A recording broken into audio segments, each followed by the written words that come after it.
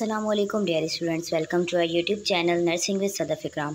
आज हम डिस्कस करेंगे कि हमारा सेकंड पार्ट है एएचएन का, एएचएन की पीपीटी, जिसका फर्स्ट यूनिट का नाम है गैस्ट्रोइंटेस्टिनल डिजीज़, गैस को जो हम गर्ड कहते हैं, तो उसका हम सेकंड पार्ट आज डिस्कस करेंगे। सेकंड पार्ट में हमारे पास सबसे पहले आ जाता है इंटेस्टिनल ऑब्स्ट्रक्शन। इंटेस्टिनल ऑब्स्ट्रक्शन क्या होती है? Intestinal obstruction occurs when intestinal contents can not pass through the GI tract. Intestinal obstruction कब होती है? जब इंटेस्टाइन में मौजूद जो भी कंटेंट्स होते हैं वो जीआई ट्रैक्ट के ज़रिए पास नहीं हो सकते, तो इंटेस्टाइन में वो ऑब्स्ट्रक्शन हो जाती है। The obstruction may occurs in the small intestine और large intestine, but most common site in small intestine. ज़्यादातर जो ऑब्स्ट्रक्शन होती है वो स्मॉल इंटेस्टाइन में होती है और लार्ज इंटेस्टाइन में होती है, लेकिन जो कॉमन साइट है इसकी वो स्मॉल इंटेस्टाइन में पाई जाती है। इट कैन बी पार्शियल और कंप्लीट ऑब्स्ट्रक्शन। ये पार्शियल भी हो सकती है और कंप्लीटली भी हो सकती है। The causes of obstruction can be classified as mechanical और नॉन मैकेनिकल। यहाँ पर जो ऑब्स्ट्रक्शन के कॉजेज होते हैं वो हमें मैकेनिकल और नॉन मैकेनिकल में बताए गए हैं। टाइप्स ऑफ इंटेस्टिनल ऑब्स्ट्रक्शन में मैकेनिकल आ जाता है। Mechanical obstruction are when something physically block your intestine in the small intestine. This can be due to. Mechanical obstruction में क्या होता है? जब कोई फिजिकली आपकी इंटेस्टाइन को ब्लॉकेज हो जाती है, जैसे कि एडेंसन्स यानी कि बैंड्स ऑफ स्कार टिश्यूज़ की बेंडिंग की वजह से, जो कि फाइब्रस टिश्यू होते हैं, अगर वो स्कार हो जाएंगे, एडेंसन्स हो जाएगा, वॉल्वुलस की वजह से ये ट्विस्टिंग हो जाती है इंटेस्टाइन की, इंटर सस्पेंशन की वजह से यानी कि टेलीस्कोपिंग हो जाती है, पुशिंग हो जाती है इंटेस्टाइन में। जो एक सेगमेंट होता है इंटेस्टाइन का वो दूसरे सेक्शन के ऊपर पुश हो जाता है। ट्यूमर की वजह से हो सकती है, हर्निया की वजह से हो सकती है, डायवर्टिकुलाइटिस की वजह से हो सकती है, जो कि इन्फ्लेमेशन और एक इन्फेक्शन होता है। बल्गिंग पाउचेस बन जाती हैं आपके इंटेस्टाइन पर। अब ये एडेसेंस यहाँ पर स्कारिंग हो गई है, ये वॉल्वुलस हो चुका है, और यहाँ पर इंटेंस सस्पेंशन पे हमने क्या कहा था कि एक इंटेस्टाइन का पार्ट दूसरे पार्ट पर पुश अप हो चुका है। फिर नॉन मैकेनिकल ऑब्स्ट्रक्शन में आ जाता है intestinal pseudo obstruction. Paralytic ileus doesn't involve a physical blockage. In paralytic ileus muscles और nerve problems disturb the normal coordinated muscles contraction और the intestine leads to functional blockage. Intestinal pseudo obstruction, जिसको हम paralytic iliacus भी कहते हैं, ये इसमें physical blockage में इन्वॉल्व नहीं होती, बल्कि पैरालिटिक इलियस में क्या होता है कि जो मसल्स होते हैं और नर्व प्रॉब्लम्स की वजह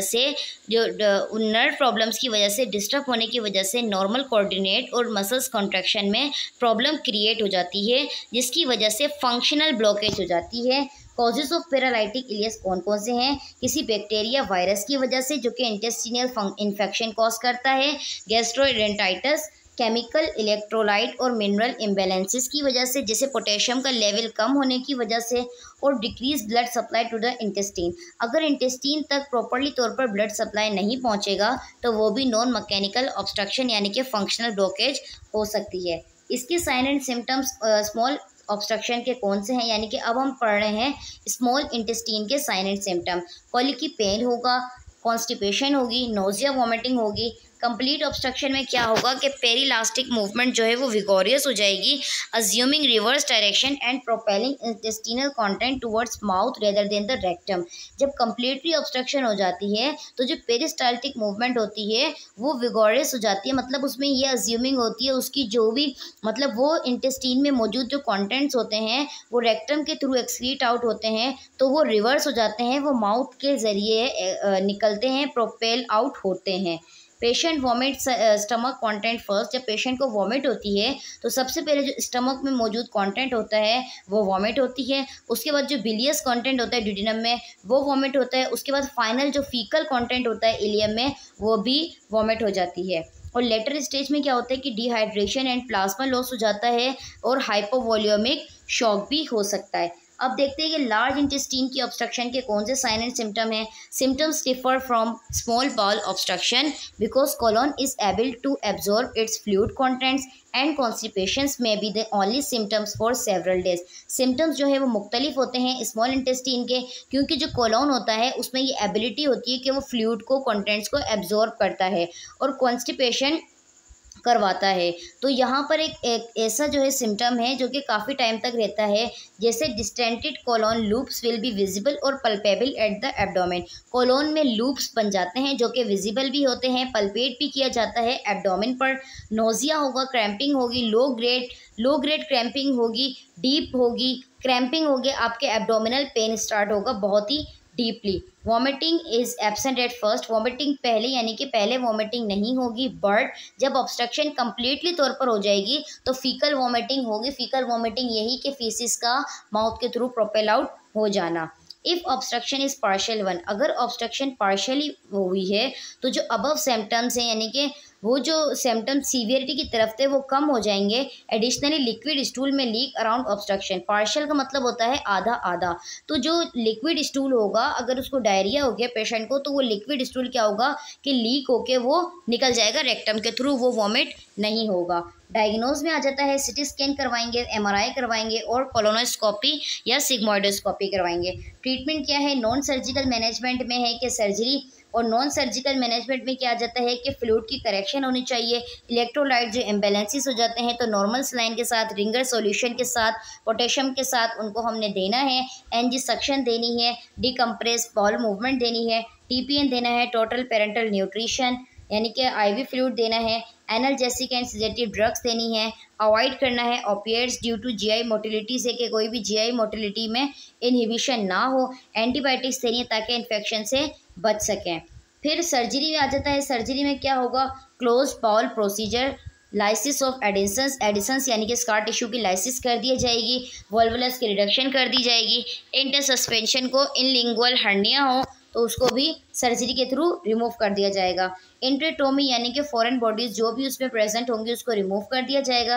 रिसेक्शन कर दिया जाएगा। बॉल की जो भी ऑब्स्ट्रक्शन है, कोई लेसन्स की वजह से है या कोई भी strangulated bowel with end to end anastomosis जो फिजिकल उसकी सर्जरी की जाती है, एक पार्ट को रिमूव किया जाता है। टेम्परेरी तौर पे ऑस्टोमी किया जाएगा, अगर इंडिकेटेड है तो ऑस्टोमी हम कर सकते हैं यानी कि कट कर सकते हैं। कॉम्प्लिकेशन कौन सी हो सकती हैं, डिहाइड्रेशन हो सकती है, loss of water, sodium chloride, peritonitis हो सकता है, शॉक हो सकता है, किसकी वजह से, क्योंकि इलेक्ट्रोलाइट लॉस हो जाएंगे, डिहाइड्रेशन आपको हो जाएगी, डेथ भी हो सकती है शॉक की वजह से। नर्सिंग असिस्टेंट में क्या आएगा कि उसकी हम नेचर को असिस्ट करेंगे, लोकेशन को देखेंगे, पेशेंट्स के पेन को असिस्ट करेंगे, उसकी असिस्ट करेंगे कि उसकी प्रेजेंस एब्सेंस कैसी है, डिस्टेंशन की, फ्लैटस कैसा है, डेफिकेशन कैसी है, एमेसिस कैसा है, कॉन्स्टिपेशन किस तरह की है, लिसन करेंगे उसकी हाई पेज, उसकी जो बाउल साउंड होगा उसको लिसन करेंगे, सुनेंगे थ्रू द अस्कल्टेशन यानी कि अस्कल्टेशन करेंगे through the stethoscope, peristaltic rashes को देखेंगे, बाउल साउंड की जो है वो एब्सेंस होगी तो उसको भी असिस्ट करेंगे और वाइटल साइन को असिस्ट करेंगे। नर्सिंग डायग्नोज में आ जाता है कि acute pain related to obstruction की वजह से अक्यूट पेन है, डिस्टेंशन है, स्ट्रेंगुलेशन है, risk for deficit fluid volume related to impaired fluid intake, vomiting, diarrhoea from intestinal obstruction. उसको ये रिस्क है कि उसको जो डीफीटी है, उसका जो फ्लूइड वॉल्यूम है वो डेफिशिएंट है, उसका फ्लूइड इंटेक इम्पेयर्ड है, उसको वॉमिटिंग है, डायरिया है, इंटेस्टिनल ऑब्स्ट्रक्शन की वजह से उसको ये रिस्क है, कोई इंजरी की वजह से कोई कॉम्प्लिकेशन हो सकती है या कोई सीवियरिटी इलनेस हो सकती है। नर्सिंग इंटरवेंशंस में क्या आ जाता है, अचीविंग पेन रिलीफ को अचीव करेंगे कि जो भी मेडिकेशंस वगैरह दी हैं उस डॉक्टर ने प्रिस्क्राइब की हैं वो हमने एडमिनिस्टर करनी है, सपोर्ट प्रोवाइड करनी है, नर्सिंग केयर देनी है, एनजी ट्यूबेशन देनी है, असिस्ट करना है उसको अगर वो डिस्कम्फर्ट के साथ है, एयर फ्लूइड लॉक सिंड्रोम को रिलीफ करना है, पेशेंट को टर्न करना है सुपाइन टू प्रोन पोजीशन में हर 10 मिनट के बाद, जब तक फ्लैटस जो है वो डिकम्प्रेस नहीं हो जाती, फ्लैटस पास नहीं हो जाती और एब्डोमेन डिकम्प्रेस ना हो। रेक्टल ट्यूब भी हम उसको दे सकते हैं। फिर हम देखते हैं कि maintaining electrolytes and fluid balances, हम उसके इलेक्ट्रोलाइट और फ्लूइड बैलेंसेस को कैसे मेंटेन कर सकते हैं। हम मेजर करेंगे, रिकॉर्ड लेंगे उसके तमाम इनपुट एंड आउटपुट का कि कितना पेशेंट इनटेक कर रहा है और कितना आउटपुट एक्सक्रीट आउट हो रहा है। एडमिनिस्टर करेंगे, आईवी फ्लूइड्स देंगे, पेरेंटल न्यूट्रिशन देंगे जो डॉक्टर ने प्रिस्क्राइब की होंगी। इलेक्ट्रोलाइट्स को मॉनिटर करते हुए यूरिन एनालिसिस को देखेंगे, हीमोग्लोबिन को देखेंगे, ब्लड सेल काउंट को देखेंगे, रिपोर्ट करेंगे अगर कोई भी एबनॉर्मलिटीज़ हैं, मॉनिटर करेंगे यूरिन आउटपुट को कि रीनल फंक्शन को असिस्ट करने के लिए। डिटेक्ट करेंगे यूरिन रिटेंशन से, यानी कि ब्लैडर को कंप्रेशन ना हो, डिस्टेंस इंटेस्टाइन को भी कोई डिस्टेंटेड वगैरह ना हो। वाइटल साइन को मॉनिटर करेंगे। अ ड्रॉप इन बीपी में इंडिकेट डिक्रीज सर्कुलेटरी वॉल्यूम, के जो बीपी का जो ड्रॉप है वो इंडिकेट हो सकता है, मतलब सर्कुलेटरी वॉल्यूम जो है वो डिक्रीज हो सकता है ब्लड लॉस की वजह से और स्ट्रेंगुलर हर्निया की वजह से। फिर देखते हैं कि नॉर्मल बाउल एलिमिनेशन को कैसे मेंटेन कर सकते हैं। Collect stool samples to test for occurred blood if order. हमने क्या करना है, स्टूल का सैंपल लेना है। ब्लड इफ़ ऑर्डर, अगर हमें ऑर्डर किया गया है, हम उसके अमाउंट देखेंगे, कंसिस्टेंसी देखेंगे स्टूल की। एनजी ट्यूब को मेंटेन करेंगे, प्रिस्क्राइब जो डॉक्टर ने की होगी, ताकि बाउल को यानी कि इंटेस्टाइन को डिकम्प्रेस ना हो।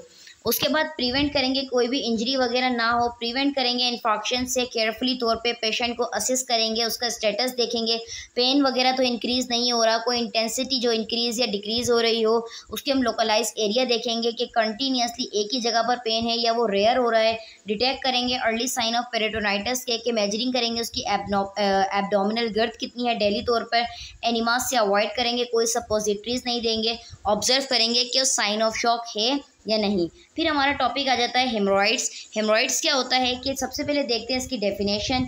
हेमरॉइड्स आर पेनफुल, ये बहुत ज़्यादा पेनफुल होते हैं। स्वाइलन वेंस हो जाती हैं, आपके जो रेक्टम और एनस का लोअर पोर्शन होता है उसमें जो वेंस होती हैं वो स्वाइल हो जाती हैं। इसको समटाइम पाइल्स भी कहा जाता है। The main point for the MCQs, what is the second name of haemorrhoids? It is also known as piles. Causes इसकी कौन कौन से हैं? Straining during bowel movement, bowel movement के दौरान स्ट्रेनिंग हो सकती है। कॉन्स्टिपेशन हो सकती है। Sitting for long period of time, ज़्यादा टाइम बैठने की वजह से, एनल फंक्शन की वजह से, प्रेगनेंसी की वजह से, सर्टेन डिजीज़ जैसे कोई लीवर की डिजीज़ हो गई, ओबेसिटी की वजह से, जेनेटिक्स की वजह से, फैमिली में अगर कोई है, या लो फाइबर डाइट की वजह से। फिर हम देखते हैं कि इसकी कौन कौन सी टाइप्स है। तो there are 2 types of haemorrhoids. हमारे पास हेमरॉइड्स की 2 टाइप्स होती हैं। एक होती है इंटरनल हेमरॉइड्स, एक होती है एक्सटर्नल हेमरॉइड्स। इंटरनल हेमरॉइड्स जो होती है वो इनसाइड द एनस होती है और रेक्टम के बिगिनिंग साइड पर होती है, जबकि जो एक्सटर्नल हेमरॉइड्स होती है वो एनल ओपनिंग पर होती है और एनस के आउटसाइड पर होती है। इसके साइन एंड सिम्टम कौन से होते हैं? एनल ईचिंग हो सकती है, रेक्टली पेन होगा, 1 और मोर हार्ड टेंडर लुम्स बन सकते हैं एनस के करीब, और ब्लीडिंग भी हो सकती है।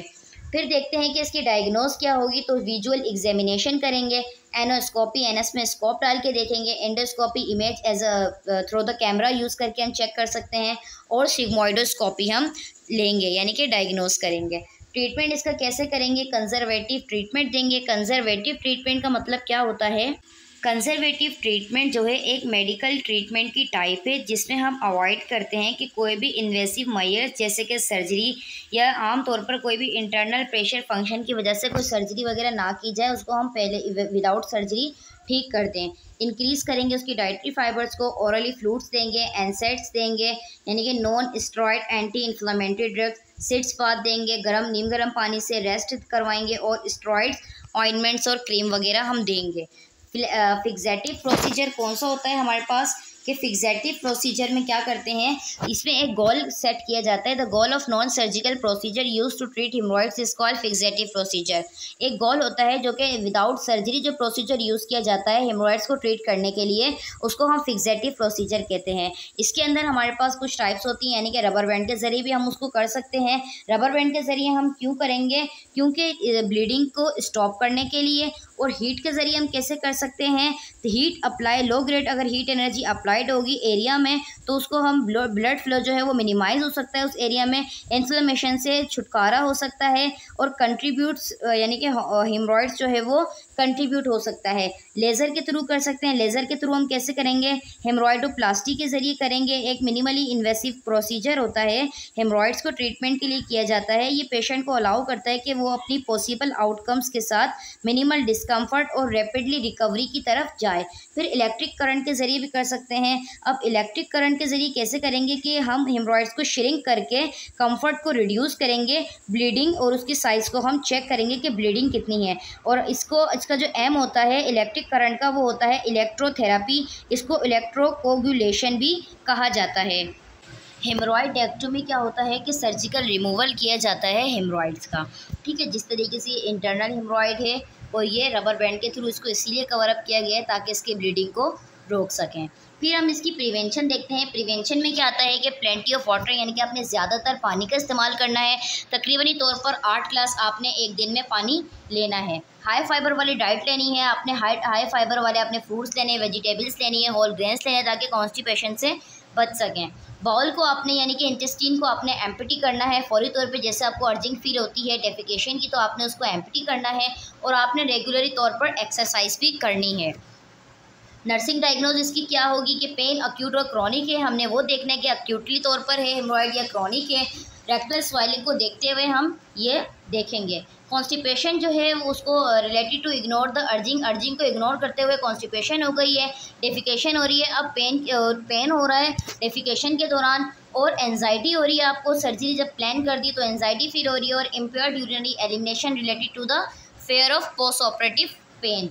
नर्सिंग इंटरवेंशंस में क्या आ जाएगा, नर्सिंग इंटरवेंशन फॉर हिमरॉइड्स आ जाएगा कि एज नीडेड, अगर ज़रूरत है तो हम उनको प्रोवाइड वार्म सीज बाथ देंगे ताकि लोकल पेन और स्वेलिंग से रिड्यूस हो सकें। Check for sign and symptom check करेंगे। एनाल फंक्शन में कौन कौन से साइन एंड सिम्टम्स मौजूद हैं, जैसे पेन का इंक्रीज़ होना, स्मेलिंग होना, स्मेलिंग ज़्यादा हो जाता है, एनल ड्रेनेज हो रही है। पेशेंट को टीच करेंगे हेमरॉइडल डेवलपमेंट के बारे में, प्री डिस्पोजिंग फैक्टर के बारे में और टेस्ट के बारे में। फिर एम्फसाइज़ करेंगे उनको कि उन्होंने गुड एनल हाइजीन रखनी है। इनकरेज करना है उनको कि उन्होंने टॉयलेट पेपर का यूज़ करना है डाइज और परफ्यूम के साथ। और उन्होंने क्या करना है कि पेशेंट को हाई फाइबर डाइट देनी है। इनकरेज करेंगे कि उन्होंने ज़्यादा से ज़्यादा फ्लूइड लेना है, एक्सरसाइज करनी है ताकि कॉन्स्टिपेशन से बच सकें। प्रिपेयर करेंगे उनको कि सर्जरी की नीड है तो हमने पहले उनको प्री ऑपरेटिव नीड देनी है। मॉनिटर करेंगे पेशेंट की पेन लेवल को और इफ़ेक्टिवनेस को कि उनकी जो प्रिस्क्राइब मेडिकेशन है उसका क्या इफ़ेक्ट हो रहा है। ये हमारे पास न्यू टॉपिक आ जाता है कोलोरेक्टल कैंसर। कोलोरेक्टल कैंसर यानी कि कैंसर इन द रेक्टल। अब डेफिनेशन इसकी क्या है, कोलोरेक्टल कैंसर, इसको हम बाउल कैंसर भी कहते हैं, कोलोन कैंसर भी कहते हैं, रेक्टल कैंसर भी कहते हैं। ये अफेक्ट करता है कोलोन और रेक्टम को। कोलोरेक्टल कैंसर जो है वो most common of the cancer की एक टाइप है। WHO के मुताबिक यानी कि वर्ल्ड हेल्थ ऑर्गेनाइजेशन के मुताबिक कोलोरेक्टल कैंसर जो है वो 3rd मोस्ट कॉमन ट्यूमर है। दोनों में, मेन और वुमेन दोनों में पाया जाता है। लंग ट्यूमर्स के बाद ये डेवलप होता है। कोलोरेक्टल कैंसर जो है वो टेंड्स करता है यानी कि ये अफेक्ट मैन और वुमेन दोनों को बराबरी इफेक्ट करता है। और हाउएवर यानी कि ये मेन में जो है वो डेवलपमेंट कब होती है, यंगर एज में मेन में ज़्यादातर डेवलप होता है। अब दूसरे पर हमारे पास सवाल आता है कि how colorectal cancer can develop. Colorectal cancer किस तरीके से डेवलप हो सकता है। एडिनोमेटस पॉलिप्स यानी कि एडिनोमास, ये जो पॉलिप्स होते हैं ये समटाइम जो है वो कैंसर में चेंज हो जाते हैं, क्योंकि because of this adenomas are called pre cancerous condition, क्योंकि एडिनोमास जो है वो प्री कैंसरियस कंडीशन कहलाई जाती है।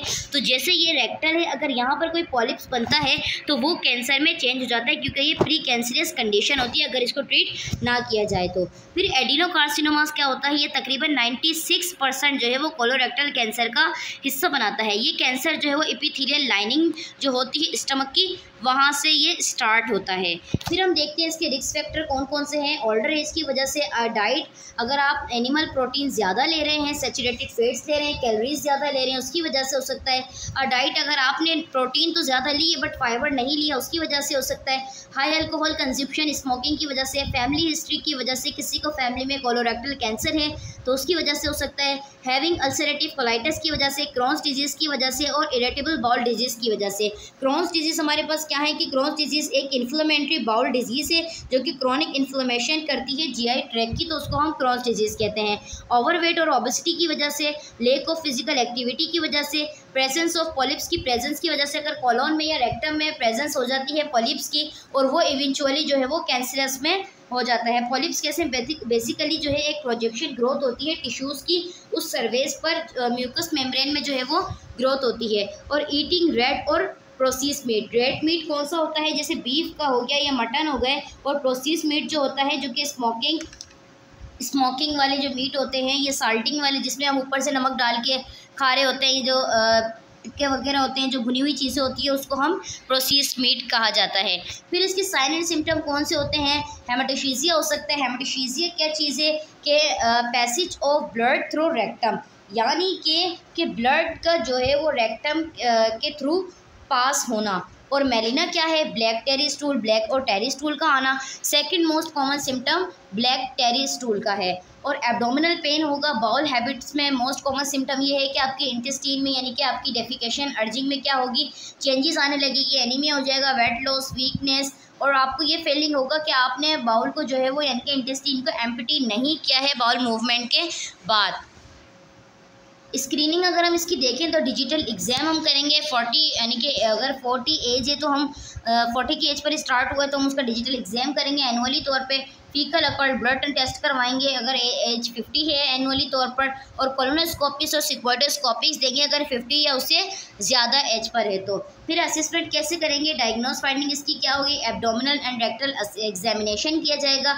Stool for occult blood, stool for occult blood का मतलब होता है कि लैब टेस्ट होता है जिसमें हम स्टूल का सैंपल लेते हैं। बेरियम एनीमा दिया जाएगा। बेरियम एनीमा जो है वो फॉरिड्स या एक्सरे के लिए हम यूज़ करते हैं, जो कि चेंजेस वगैरह में बताता है कि कोई एबनॉर्मलिटी वगैरह तो नहीं है लार्ज इंटेस्टीन में। सिग्मोइडोस्कोपी करेंगे, उसके बाद हम इसकी कोलोनोस्कोपी करवाएंगे। सर्जिकल थेरेपी में अगर देखें तो सबसे पहले आ जाता है पॉलीपेक्टोमी, यानी कि जो पॉलिप्स उस पर बने थे उनको रिमूव करना। ड्यूरिंग कोलोनोस्कोपी क्या होता है कि उसको कोलोरेक्टल कैंसर्स को रिमूव कर दिया जाता है। सेगमेंटल रिसेक्शन में क्या होगा, एनास्टोमोसिस के साथ यानी कि फिजिकली तौर पर सर्जरी की जाएगी। जो भी ट्यूमर होगा उसको रिमूव कर दिया जाएगा, और जिस पोर्शन में होगा उसका जो ईदर साइड होगा यानी कि जहाँ पर ग्रोथ होगी उसको रिमूव कर दिया जाएगा। अगर कोई ब्लड वेसल्स या कोई लिम्फ नोड्स वगैरह वहाँ पर है तो उसको भी रिमूव कर दिया जाएगा। कोलोनोस्टोमी में आ जाता है कि ये एक ऐसा सर्जिकल क्रिएशन होती है कि इसमें कोलोन की ओपनिंग की जाती है। ये जो है वो टेम्परेरी तौर पर होती है और परमानेंट भी होती है। परमानेंट कोलोस्टोमी जो है वो रेक्टल कैंसर के लिए की जाती है। पोस्ट ऑपरेटिव केयर हम क्या देंगे, पेशेंट को पेन उसका चेक करेंगे, एनजी ट्यूब देंगे, वुंड मैनेजमेंट करेंगे। स्टोमा केयर हम उनको देंगे कि स्टोमा केयर क्या होती है कि स्टोमा केयर एक स्मॉल ओपनिंग की जाती है एब्डोमेन में, ताकि जो भी बॉडी वेस्ट है, फीसिस, यूरिन वहाँ से वो रिमूव हो सके, तो एक बैग लगाया जाता है जिसे यूरिन बैग हम लगाते हैं। तो स्टोमक केयर में हम क्या देंगे कि स्किन वगैरह उसकी पिंक और मॉइस्ट होनी चाहिए। डार्क रेड और ब्लैक इंडिकेट्स इस्कीमिया, नेक्रोसिस यानी कि ऑक्सीजन की कमी ना हो। और लुक देखेंगे कि एक्सेसिव ब्लीडिंग वगैरह तो नहीं है। ऑब्जर्व करेंगे पॉसिबल सेपरेशन ऑफ स्ट्रक्चर की सेपरेशन है या नहीं। उसके बाद हम स्टोमक को सिक्योर करेंगे एब्डोमिनल वॉल के साथ। इवेलुएट करेंगे उसको 24 आवर्स के लिए कि 24 आवर्स यानी पर 24 डेज़ के लिए, 24 आवर्स और 48 आवर्स के लिए। पोस्ट ऑपरेटिव के बाद असेंडिंग स्टोमा राइट साइड पे, असेंडिंग स्टोमा जो है वो राइट साइड पर लगता है आपके एब्डोमेन पर। ट्रांसवर्स स्टोमा जो है वो मिडिल सेक्शन में लगता है, और डिसेंडिंग स्टोमा जो है वो लोअर साइड पे लगता है। असेंडिंग स्टोमा इसलिए लगाया जाता है राइट साइड पे लिक्विड स्टूल का पास होने के लिए, ये पेस्टी स्टूल का पास होने के लिए, और ये नॉर्मल सॉलिड स्टूल का पास होने के लिए लगाया जाता है। नर्सिंग इंटरवेंशंस में हम क्या देंगे, पेशेंट को प्रिपेयर करेंगे सर्जरी के लिए। क्लीन द बाउल, बाउल को हम क्लीन कर देंगे सर्जरी से पहले। अगर पॉसिबल ये है कि हमने क्या करना है, उनको हाई डाइट देनी है, वो डाइट देनी जिसमें कैलोरीज ज़्यादा हो, प्रोटीन हो, कार्बोहाइड्रेट हो, कुछ दिनों के लिए सर्जरी से पहले। जैसे एक हफ्ते के बाद सर्जरी है तो हमने उस हफ्ते में उनको ज़्यादा वो वाली डाइट देनी है जिसके अंदर कैलोरीज ज़्यादा हो, प्रोटीन ज़्यादा हो, कार्बोहाइड्रेट हो, और हमने उनको लिक्विड फुल्ली लिक्विड डाइट देनी है 24 to 48 आवर्स के लिए सर्जरी से पहले। बल्कि डाइट से हमने अवॉइड करना है। बाउल को क्लीन करना है, लेग्जेटिव उनको देनी है, एनिमास देना है, और बिफोर इवनिंग अगर इवनिंग में है सर्जरी तो आपने मॉर्निंग में देना है, मॉर्निंग में है तो इवनिंग में देना है। इनटेक एंड आउटपुट का आपने रिकॉर्ड लेना है। पेशेंट प्रिपरेशन फॉर सर्जरी क्या है कि आपने इंसर्ट करना है एनजी ट्यूब। अगर आपको ऑर्डर किया गया है, जो भी अक्यूमुलेटेड फ्लूइड्स हैं, जमा हुआ जो फ्लूइड्स होता है उसको ड्रेन करना है और एब्डोमिनल डिस्टेंशन से बचाना है। मॉनिटर करना है पेशेंट को कि एब्डोमिनल डिस्टेंशन में इंक्रीजिंग ना हो, बॉल साउंड का जो है वो लॉस ना हो, पेन और रिजिडिटी ना हो, जो कि इंडिकेट कर सकती है इंटेस्टिनल ऑब्स्ट्रक्शन और परफोरेशन भी कर सकती है। सपोर्ट करेंगे उसको पॉजिटिव बॉडी इमेज के साथ, इंकरेज करेंगे पेशेंट को वर्बलाइज फीलिंग के साथ, कंसर्न करेंगे उसकी जो भी बॉडी इमेज है उसके बारे में उसको बताएंगे, उसकी सर्जरी के बारे में बताएंगे, अगर स्टोमा लगा रहे हैं तो स्टोमा के बारे में भी बताएंगे। फिर ऑप्टिमल न्यूट्रिशन को कैसे मेंटेन कर सकते हैं कि परफॉर्म करेंगे, कम्प्लीटली न्यूट्रिशनल असेसमेंट किया जाएगा न्यूट्रिशनल स्टेटस को असिस्ट करने के लिए। एडवाइस करेंगे पेशेंट को कि उसने उन फूड से अवॉइड करना है जो कि एक्सेसिव ऑर्डर हो, जैसे गैस वगैरह कॉज कर सकते हैं, जैसे कैबेज फैमिली हो गई है, एग्स है, एस्पैरगस है, फिश है, बीन्स हैं। हेल्प करेंगे पेशेंट को कि वो उन फूड्स को आइडेंटिफाई करे, उन फ्रूट्स को आइडेंटिफाई करें जैसे जिसकी वजह से डायरिया, जैसे फ्रूट्स, हाई फाइबर फ्रूट्स हो गए, soda, coffee, T, carbonated drinks, तो ये चीज़ें उसने आइडेंटिफाई करनी है। एडवाइस करेंगे कि उसने ज़्यादा से ज़्यादा इंटेक करना है, 2 लीटर एक दिन में लेना है। फिर हम आ जाते हैं अपने नेक्स्ट टॉपिक पे जिसका नाम है अपेंडिसाइटिस। अपेंडिसाइटिस क्या है, तो सबसे पहले इसकी डेफिनेशन देखते हैं। Appendicitis is inflammation of the appendix. Appendix जो होता है वो उस पर इन्फ्लेमेशन हो जाती है। एक नैरो ब्लाइंड ट्यूब होती है जो कि आपके inferior part of the caecum पर अटैच होती है, ये है अपेंडिक्स। अपेंडिसाइटिस जो है वो 7 to 12% वर्ल्ड पॉपुलेशन में होता है और ये किसी भी एज में हो सकता है। ज़्यादातर ये यंग अडल्ट में पाया जाता है। इसकी टियोलॉजी क्या है कि जिसका मोस्ट कॉमन कॉज है वो किसी भी ल्यूमेन की ऑब्स्ट्रक्शन की वजह से हो सकता है, ठीक है। और फीकलिक की वजह से, यानी कि अगर फीसिस अक्यूमुलेट हो गए, ल्यूमेन बन गया, तो ऑब्स्ट्रक्शन की वजह से हो सकता है। फॉरेन बॉडीज़ की डेवलपमेंट की वजह से हो सकता है। ट्यूमर और सीकम अपेंडिक्स की वजह से हो सकता है। एक्सेसिव ग्रोथ हो गई है लिम्फॉइड टिश्यूज़ की, ट्रॉमल थिंकिंग हो गई है, उसकी वजह से हो सकता है। ये कोई भी ट्रामा इंजरी की वजह से अपेंडिक्स हो सकता है। इसको असेसमेंट फाइंडिंग हम कैसे करेंगे? अक्यूट एब्डोमिनल पेन होता है इसमें, यूजुअली जो है वो राइट साइड पर होता है। एपिगैस्ट्रिक जो हमारा ये वाला पार्ट है यहाँ पर होता है और अम्ब्लाइकल रीजन में होता है। पेन ग्रेजुअली क्या होता है कि लोकलाइज वो है RLQ राइट लोअर क्वाड्रेंट से, जिसको हम MC बर्नर्स पॉइंट कहते हैं। MC बर्नर पॉइंट्स क्या डिफाइन करता है कि एक ऐसा पॉइंट है 1/3 जो डिस्टेंस होता है लिटरली तौर पर आपके अम्ब्लाइकल रीजन पे, यानी कि right anterior superior iliac spine पर, तो यानी कि half way between the umbilicus and the interior spine of the ilium. Half way का मतलब ये होता है कि ये वाला जो पॉइंट है ये अम्ब्लाइकल है, इसका हाफ वाला part right of the spine of the ilium, यानी कि ये इसके नीचे वाली जगह पे यहाँ पे पेन होता है, ठीक है।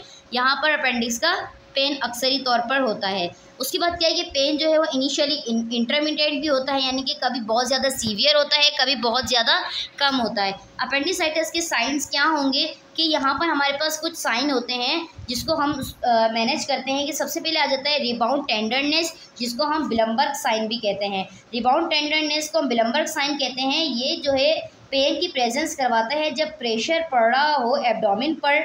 जब प्रेशर लगाए हम एब्डोमेन पर, उसको प्रेस करें तो पेन जो होगा वो बिलमबर्ग साइन कहलाएगा। फिर आ जाते हैं सॉस साइन पर। तो सॉस साइन कौन सा होता है कि ये पैसिव एक्सटेंशन करवाता है, राइट थाई पे पेन होता है और ये तब होता है जब अपेंडिक्स जो है वो इन्फ्लेम हो जाती है।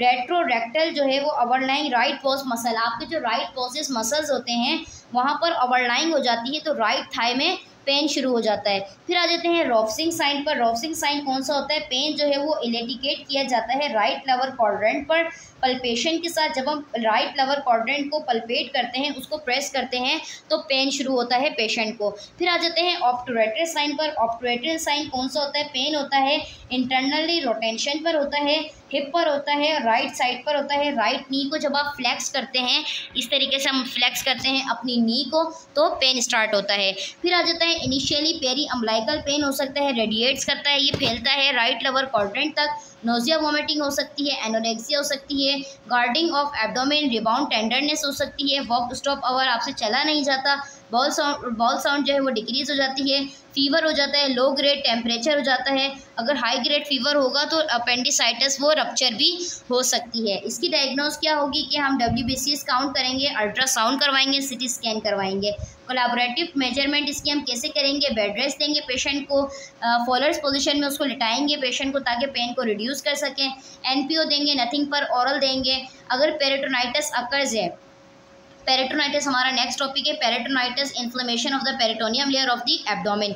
एनजी ड्रेनेज जो है वो ज़रूरी है डिकम्प्रेस करने के लिए, स्टमक को नोजिया वोमिटिंग से रिड्यूस करने के लिए। पेन रिलीफ देंगे, कोल्ड एप्लीकेशन अप्लाई करवाएंगे एब्डोमेन पर, नेवर हीट अप्लाई नहीं करेंगे। IVF थेरेपी देंगे, इंट्रावीनस फ्लूइड थेरेपी देंगे ताकि फ्लूइड इलेक्ट्रोलाइट को बैलेंस कर सकें। एंटीबायोटिक थेरेपी देंगे, अवॉइड करेंगे उन फैक्टर से जिसकी वजह से पेरिस्टालसिस थेरेपी यानी कि पेरिस्टालसिस को इंक्रीज कर सकता है या रप्चर कर सकता है। जैसे हीट एप्लीकेशन वगैरह अप्लाई नहीं करनी, लेग्जेटिव नहीं देनी और कोई एनिमा वगैरह आपने नहीं देना। सर्जिकल प्रोसेस क्या होता है? अपेंडेक्टमी का स्पाइनल एनेस्थीसिया दिया जाता है आमतौर पर। पोस्ट ऑपरेटिवली क्या होता है कि flat on bed 6 to 2 hours के लिए फ्लैट किया जाता है, मॉनिटर किया जाता है रिटर्न सेंसेशन को कि लोअर एक्सट्रीमिटीज़ में सेंसेशन है या नहीं। NPO कर देते हैं जब तक पेरिस्टालसिस रिटर्न्स नहीं हो जाती। एम्बुलेशन मूवमेंट होती है, 24 घंटे के बाद हम मूव करवाते हैं पेशेंट को। अपेंडिसाइटिस रप्चर होने की वजह से पेरिटोनाइटिस, तो पोजीशन सेमीफोलर पोजीशन होनी चाहिए लोकलाइज इन्फ्लेमेशन से, यानी कि पेल्विक एरिया में जो इन्फ्लेमेशन हो जाती है तो सेमीफोलर पोजीशन होनी चाहिए पेशेंट की। रिज्यूम ऑल नॉर्मल एक्टिविटीज़, यानी कि वो अपनी जो नॉर्मल एक्टिविटीज़ में दोबारा आ सकता है 2 से 4 हफ्तों में, और उसकी हम ड्रेन्स को भी मॉनिटर करेंगे।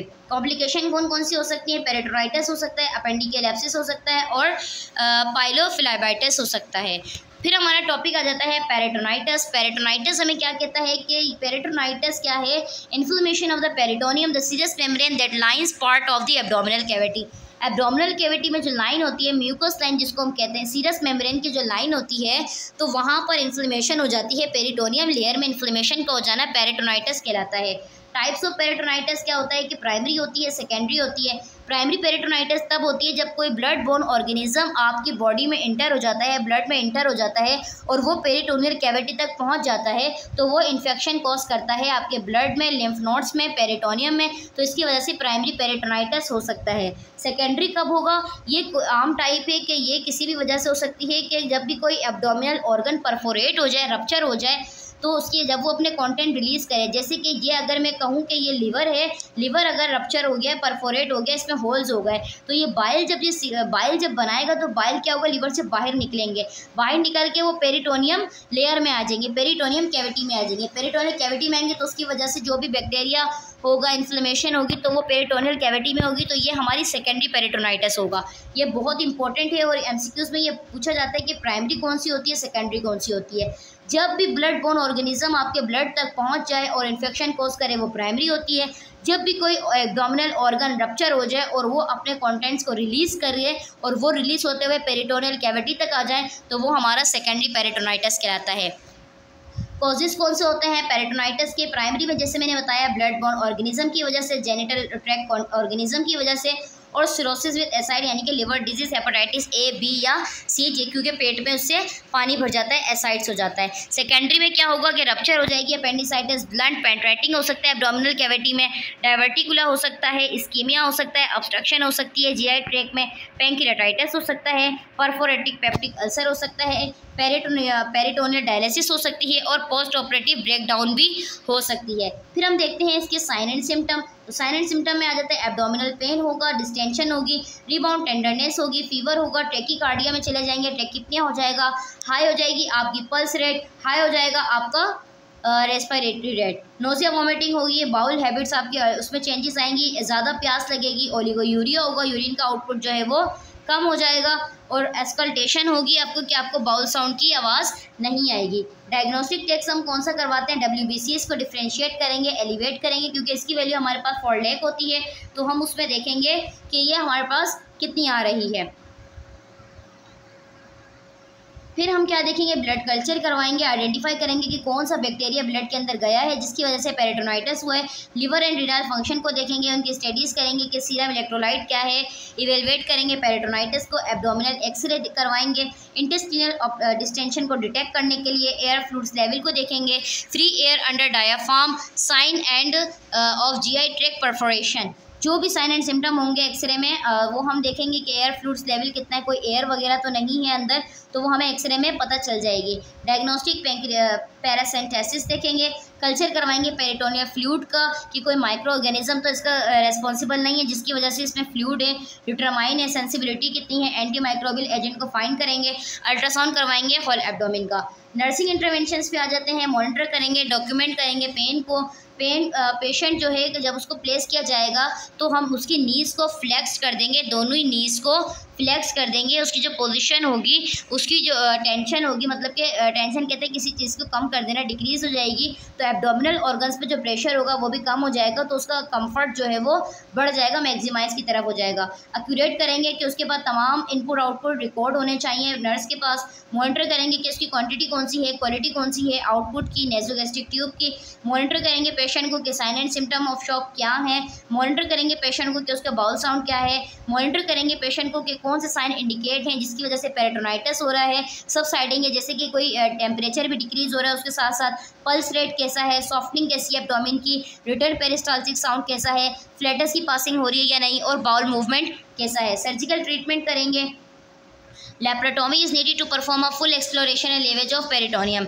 लेप्रोटोमी करवाई जाएगी उसकी, अगर वहाँ हमें नीड होगी लेप्रोटोमी करवाने की तो हम लेप्रोटोमी करवाएंगे। ये एक ऐसा सर्जिकल इंसिशन होता है जिसमें एब्डोमिनल कैविटी को कट किया जाता है। प्री ऑपरेटिव प्रिपरेशन क्या होगी कि नेज़ोगैस्ट्रिक ट्यूब को इंसर्ट किया जाएगा स्टमक को डेफ्लेट करने के लिए, बाउल मूवमेंट्स को डेफ्लेट करने के लिए, प्रिवेंट करेंगे वॉमिटिंग से during induction of anaesthesia, intravenous fluid देंगे, एडमिनिस्टर करेंगे, एंटीबायोटिक्स देंगे पेशेंट को के कॉम्बिनेशन होना चाहिए एम्पिसिलिन के साथ, अमाइनोग्लाइकोसाइड के साथ, मेट्रोनिडाज़ोल के साथ, ताकि तमाम एरोबिक एनारोबिक ऑर्गेनिजम्स को कवर कर ले। फॉलिस कैथेटर देंगे, इंसर्ट करेंगे यूरिन आउटपुट चेक करने के लिए और फ्लूइड रिप्लेसमेंट की एडिक्वेसी को चेक करने के लिए। पोस्ट ऑपरेटिव केयर क्या होगी कि ड्रेन्स को जो वो इंसर्ट किया जाएगा ड्यूरिंग द सर्जिकल प्रोसेस, जैसे मैंने बताया एब्डोमेन में कट लगाया जाता है, इंसर्ट की जाती है उसमें एक अदद ट्यूब।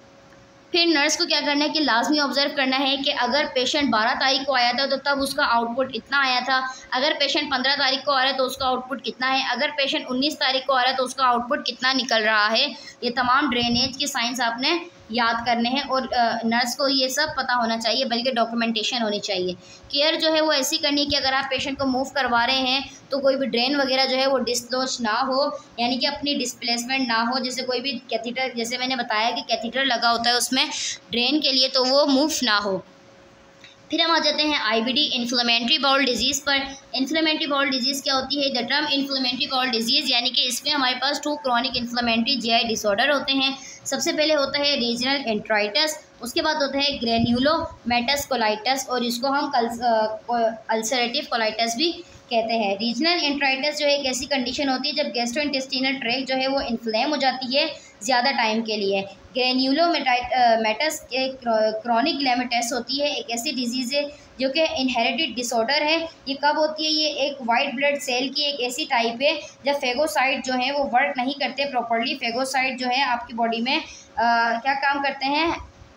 इन्फेक्शन के लिए हेल्प आउट करते हैं, फाइट करते हैं। तो जब वो काम नहीं करते प्रॉपर्ली तो अल्सरेटिव कोलाइटिस भी हो सकता है। रीजनल एंट्राइटिस क्रॉन्स डिजीज़ भी कहा जाता है। क्रॉन्स डिजीज़ क्या है कि GI ट्रैक्ट में इन्फ्लेमेशन हो जाना, इम्यूनोलॉजिकली की वजह से भी हो सकती है, जो कि रेफर्ड करती है क्रॉनिक इन्फ्लेमेटरी बाउल डिजीज़, जिसको हम IBD कहते हैं। फिर इसकी पैथोफिजियोलॉजी क्या होगी कि इफेक्ट कर सकती है आपके कंप्लीट पोर्शन को, GI ट्रैक्ट को, लेकिन जो टर्मिनल इलियम पार्ट होता है, जो असेंडिंग कोलोन का पार्ट होता है, ये कॉमनली उसमें इन्वॉल्व होते हैं, क्योंकि यहाँ से उन्होंने टर्मिनेट करना होता है जो भी पैथोजन होता है ड्यूरिंग थ्रू द फीसिस।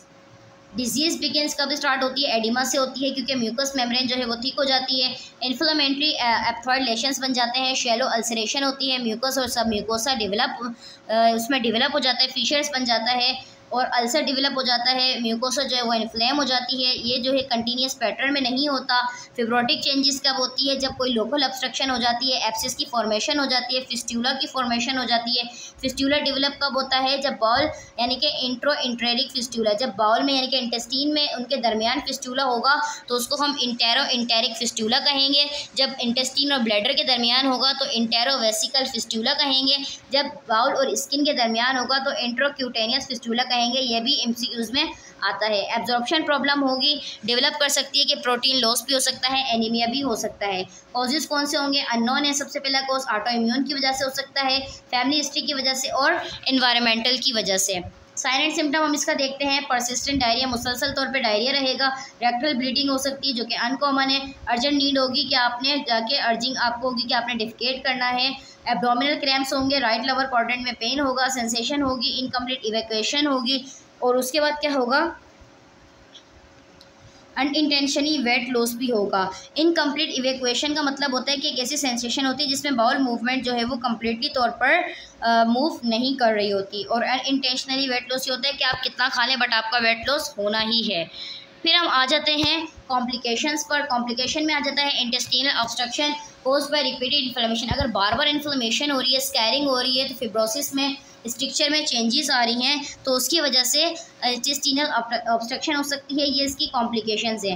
फिस्ट्यूला हो सकता है, परफोरेशन हो सकती है बाउल में, इंटेस्टीन में। अगर पेरिटोनाइटिस है तो मैसिव हेमरेज हो सकता है। मैसिव हेमरेज कहते हैं कि लॉस हो जाता है ब्लड वॉल्यूम का 24 आवर्स में 50% से ज़्यादा अगर पेशेंट का ब्लड लॉस हो रहा है, ठीक है, या 3 घंटे से ज़्यादा हो रहा है, 150 ml जो है उससे ज़्यादा हो रहा है तो वो मैसिव हेमरेज कहलाता है।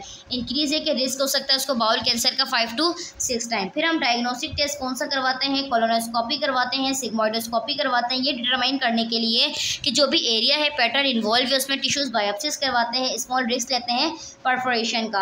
अपर जीआई सीरीज़ का टेस्ट करवाते हैं स्मॉल इंटेस्टीन के जरिए, बेरियम एनीमा के थ्रू स्टूल एग्जामिनेशन करवाएंगे, स्टूल कल्चर करवाएंगे, सीबीसी करवाएंगे एनीमिया को देखने के लिए, ल्यूकोसाइटोसिस को देखने के लिए, इन्फ्लेमेशन को देखने के लिए, एब्सिस फॉर्मेशन को देखने के लिए, सीरम एल्बुमिन का टेस्ट करवाएंगे, फॉलिक एसिड और माल अब्जॉर्प्शन को देखने के लिए। फिर मेडिकेशंस कौन सी होंगी, goal is to stop acute attacks quickly and reduce incidence of relapse. हमारा गोल क्या होगा कि हमने अक्यूटली तौर पर उस पर अटैक करना है, क्विकली तौर पर उसको रिड्यूस कर लेना है ताकि वो रिलैप्स ना हो सके। तो सबसे पहले देनी है सल्फाजलाइन, जो कि इसको हम अजल्फाडाइन भी कहते हैं। सैलिसाइलेट कंपाउंड एक ऐसा है जो कि प्रोस्टाग्लैंडिन की प्रोडक्शन को रोक देता है, इन्फ्लेमेशन को रिड्यूस कर देता है। फिर हमारे पास दूसरी आ जाती है कॉर्टिकोस्टेरॉइड। ये क्या करती है, ये भी इन्फ्लेमेशन को रोक देती है और इंड्यूस रिमिशन से हमें बचाती है। अल्सरेटिव कोलाइटिस के साथ जब ये एनीमा के साथ स्टार्ट होती है, इंट्रावेनस स्टेरॉइड्स हम इसको देते हैं ताकि सीवियर एक्सेबेशन ना हो। इम्यूनोसप्रेसिव एजेंट्स देंगे जैसे एजाथियोपोरिन देंगे, इमरान देंगे।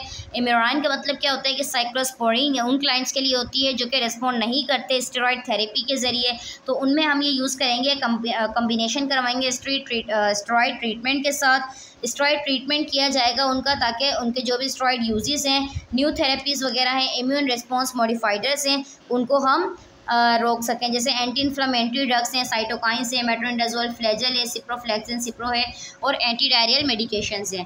फिर हम आ जाते हैं डाइटरी मैनेजमेंट पर। Individualize according to the client के अकॉर्डिंग हम एलिमिनेट करेंगे उन फूड्स को जो कि उसको इरिटेट कर रहे हैं। डाइटरी फाइबर्स को कॉन्ट्राइंडिकेटेड करेंगे जो कि क्लाइंट को अच्छी नहीं लग रही हैं या उसको नुकसान दे रही हैं। विद अक्यूट के साथ क्लाइंट को जो हम एनपीओ कर देंगे, नथिंग पर ओरल कर देंगे, उसको एंट्रल और पेरेंट्रल न्यूट्रिशन देंगे। सर्जरी क्या है कि परफॉर्म जब की जाएगी, अगर ज़रूरत है तो उसके साथ जो भी कॉम्प्लिकेशन है, फेलियर जो भी हैं, अदर मेजरमेंट्स जो हैं, रिमूवल है डिसीज़ पोजीशन की बॉल की, उसको परफॉर्म किया जाएगा, उसको बताया जाएगा। फिर हम आ जाते हैं अल्सरेटिव कोलाइटिस पर। अल्सरेटिव कोलाइटिस क्या है, एक रिकरेंट अल्सरेटिव और इन्फ्लेमेटरी डिसऑर्डर है, डिजीज़ है जो कि म्यूकोसल और सब म्यूकोसल लेयर में होती है, कोलोन और रेक्टम के। इसकी पैथोफिजियोलॉजी क्या है कि इन्फ्लेमेटरी प्रोसेस जो है वो यूजुअली कन्फाइंड हो जाता है रेक्टम और सिग्मोइड कोलोन के साथ।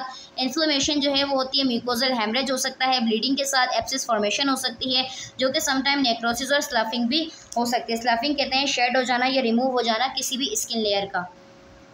क्रॉनिक इन्फ्लेमेशन कैसे हो सकती है, एट्रोफी हो सकती है। एट्रोफी का मतलब ये है कि उसका साइज़ जो है वो कम हो जाएगा, उसमें जो भी वेस्टिंग होगा वो अवे हो जाएगा बॉडी पार्ट से और टिश्यू से, और नैरो हो जाएगा और कॉलोन जो है वो शॉर्ट होता चला जाएगा। साइन सिम्टम्स के क्या होंगे, डायरिया हो जाएगा, lower left quadrant abdominal pain होगा, इंटरमिनेट टेनिसमस हो सकता है यानी कि दबाव महसूस होना, रेक्टल ब्लीडिंग होगी, ब्लीडिंग जो है वो सीवियर माइल्ड पैलर भी हो सकती है, एनोरेक्सिया होगा, वेट लॉस होगा, फीवर वोमिटिंग डिहाइड्रेशन होगी, क्रैम्पिंग होगी, फीलिंग होगी कि आपने अर्जेंटली जो है उसको जाके डेफिकेट करना है, पैसेज वे यानी कि 10 to 20 लिक्विड्स आपको एक दिन में स्टूल के हो जाएंगे, एनीमिया हो सकता है, हाइपोवोलीमिया हो सकता है और माल न्यूट्रिशन की तरफ भी पेशेंट जा सकता है।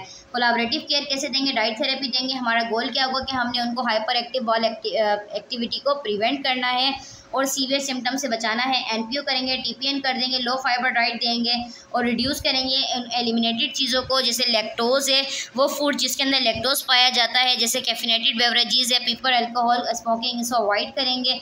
उसके बाद हाई कैलोरीज डाइट देंगे, हाई वाइटामिन देंगे, हाई प्रोटीन डाइट देंगे, इन्फ्लेमेशन को कंट्रोल करेंगे, सिम्प्टोमेटिक रिलीफ देंगे। उसके बाद कोल्ड फूड्स देंगे, स्मोकिंग से अवॉइड करवाएंगे क्योंकि दोनों जो है वो इंटेस्टाइन की मोटिलिटी को बढ़ा देती है। ड्रग थेरेपी देंगे, 5 अमाइनो सैलिकाइलेट्स देंगे ताकि जीआई इन्फ्लेमेशन को डिक्रीज़ कर सके, डायरेक्ट कांटेक्ट करे वो बाउल म्यूकोसा के साथ। उसके बाद एंटी माइक्रोबियल देंगे ताकि जो भी सेकेंडरी इन्फेक्शन है उससे बच सकें, कॉर्टिकोस्टेरॉइड्स देंगे ताकि इन्फ्लेमेशन कम हो जाए, इम्यूनोसप्रेसेंट देंगे ताकि इम्यून रिस्पॉन्स जो है वो सप्रेस हो जाए, एंटी डायरियल देंगे जीआई मोटिलिटी को डिक्रीज़ करने के लिए, हेमाटेनिक्स देंगे, विटामिन देंगे ताकि आयरन डेफिशिएंसी करेक्ट हो जाए, एनीमिया करेक्ट हो जाए, हीलिंग की तरफ पेशेंट चला जाए। अब इसके कुछ डिफरेंसेस होते हैं क्रॉन्स डिजीज़ के और अल्सरेटिव कोलाइटिस के। कि क्रॉन्स डिजीज़ की लोकेशन कहाँ होती है, ये अक्सर वहाँ होती है जहाँ डाइजेस्टिव ट्रैक्ट में होती है, जबकि अल्सरेटिव कोलाइटिस की जो है सिर्फ और सिर्फ कोलोन में होती है। इसकी इन्फ्लेमेशन कैसे होती है, इन्फ्लेमेटरी जो है इन्फ्लेमेशन पेचिस के साथ होती है, जबकि अल्सरेटिव कोलाइटिस में इन्फ्लेमेशन कंटिन्यूसली होती है और अफेक्टेड एरिया पर पर होती है। पेन कैसे होगा? पेन इसका जो है वो लोअर राइट एब्डोमेन पर होगा और इसका भी lower left part of the abdomen पर होगा। अपेरेंस कैसी होगी क्रॉन्स डिजीज की कि कोलोन वॉल जो है वो थिक हो जाएगा और वो रॉकी अपेरेंस कहलाएगा, यानी कि पत्थरनुमा। और कोलोन वॉल जो है इसमें थिन हो जाएगा और वो कंटिन्यूसली इन्फ्लेमेशन शो करवाएगा।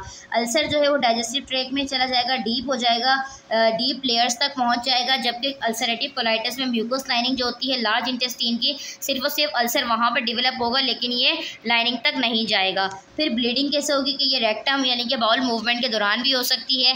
और इसमें क्या होगा? अल्सरेटिव कोलाइटिस में कि ब्लीडिंग रेक्टम के जरिए हो सकती है, बाउल मूवमेंट में भी हो सकती है, बट क्रॉस डिजीज में अनकॉमन है, ज़्यादा कॉमन नहीं है। फिर एनोरेक्टम के डिजीज़ हमारे पास आ जाती हैं। एनाल फिशर आ जाता है, एनाल फिस्टुला आ जाता है, एनोरेक्टल एब्सिस आ जाते हैं और हेमरॉइड्स आ जाता है। एनल फिशर में हम सबसे पहले देखते हैं कि एनल फिशर क्या है। स्किन टेयर हो जाती है, क्रैक लाइनिंग हो जाती है, एनाल वॉल पे फिशर बन जाते हैं। कंसीडर होता है वो प्राइमरी भी हो सकता है, सेकेंडरी भी हो सकता है। प्राइमरी फिशर कौन सा होता है? जब उसका रिजल्ट यानी कि ट्रामा हो जाए डेफिकेशन के साथ या ज़्यादा फोर्स लगने की वजह से, तो उसकी वजह से प्राइमरी फिशर डेवलप हो सकता है। ये ज़्यादा प्रेशर हो, इंटरनल स्फिंक्टर जो है उन पर ज़्यादा प्रेशर पड़ने की वजह से, इस्कीमिया की वजह से, तो ये फिशर प्राइमरी फिशर डेवलप हो सकता है। सेकेंडरी फिशर कैसे होगा? सेकेंडरी फिशर जो है वो मुख्तलिफ कंडीशन के साथ होता है। IBD इंस्ट्रक्शन बाउल डिजीज़ के साथ भी हो सकता है, प्रायर एनल सर्जरी के साथ भी हो सकता है। इन्फेक्शन जैसे सिफाइलस हो गया, क्लाइमेडिया हो गया, गोरिया हो गया, हार्पेक्स सिम्प्लेक्स वायरस, HIV की वजह से हो सकता है। साइन एंड सिम्टम इसके कौन से होंगे कि पेन स्पेशली तब होगा जब आप डेफिकेट करने के लिए जाएंगे, ब्लीडिंग होगी, ब्राइट रेड कलर होगा और स्लाइटला होगा। उसके बाद है कि एनाल फिस्टुला क्या होता है? एनाल फिस्टुला होता है कि टिनी ट्यूबुलर फिब्रस ट्रैक होती है जो कि एक्सटेंड करती है एनाल कैनाल तक, ओपनिंग हो जाती है उसमें एनस के बिसाइड साइड पर। फिस्टुला जो है वो उसका किसी इन्फेक्शन की वजह से हो सकता है, इसको ये किसी ट्रामा की वजह से भी हो सकता है, फिशर्स की वजह से, और रीजनल एंट्राइटिस की वजह से भी हो सकता है, यानी कि GI ट्रैक्ट की इन्फ्लेमेशन की वजह से। साइन एंड सिम्टम में देखते हैं कि पस फॉर्मेशन हो जाएगी, स्टूल जो है वो लीक होने लगेगा कॉन्स्टेंटली तौर पे क्यूटेनियस की ओपनिंग की वजह से। फिर जो इसके मुख्तलिफ सिम्टम्स हैं उसमें जो पैसेज वे होगा, फ्लैटस की पैसेज वे होगा, फीसिस का पास होगा, वजाइना, ब्लैडर से डिपेंड करता है आपके फिस्टुला ट्रैक पे कि किस टाइप का फिस्टुला है। इसकी डायग्नोस सिर्फ एक होती है कि हम इसका फिजिकल एग्जामिनेशन करते हैं।